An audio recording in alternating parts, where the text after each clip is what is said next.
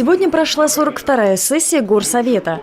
Первым и самым обсуждаемым стал отчет руководителя администрации Евгения Шумейко о результатах работы в 2014 году.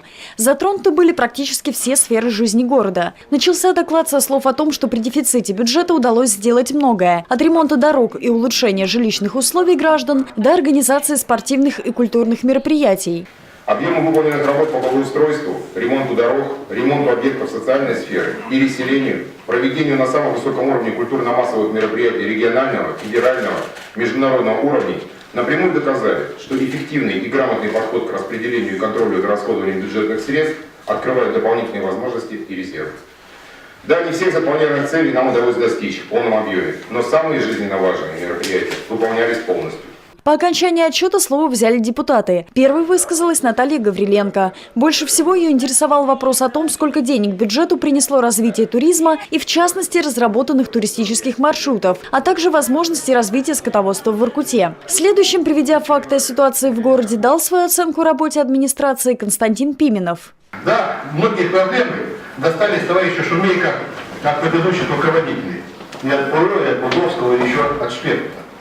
Но решить вопрос по качественному и оперативному управлению управляющей компанией в сфере услуг ЖКУ и благосостояния человека администрация была обязана. Считаю, что главная тактическая ошибка Евгения Александровича – это то, что он так и не создал крепкую команду профессионалов по направлению. Тут и сказывается кадровый голод. Поэтому считаю, что оценивая работу администрации на 3 с минусом по 5-бальной школьной шкале, работу линейных работников на 3-ю, 4, они сработали лучше, чем их руководители.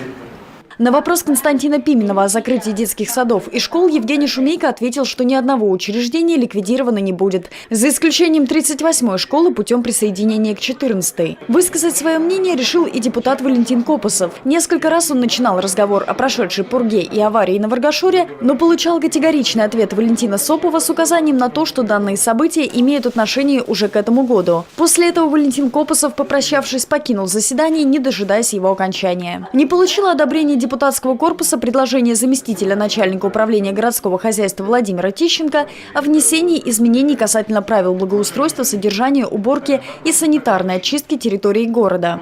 Предложение состояло в следующем.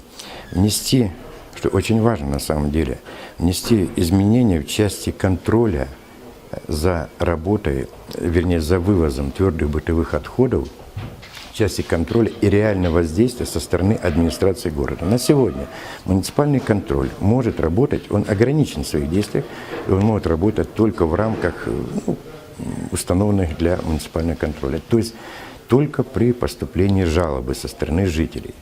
То есть депутаты сегодня, не приняв вот это изменение, они лишили администрацию города, управление городского хозяйства реальных рычагов воздействия на качественного контроля за работой управляющей компании в части вывоза твердых бытовых отходов. Оставшиеся вопросы касались утверждения планов о приватизации нежилого фонда.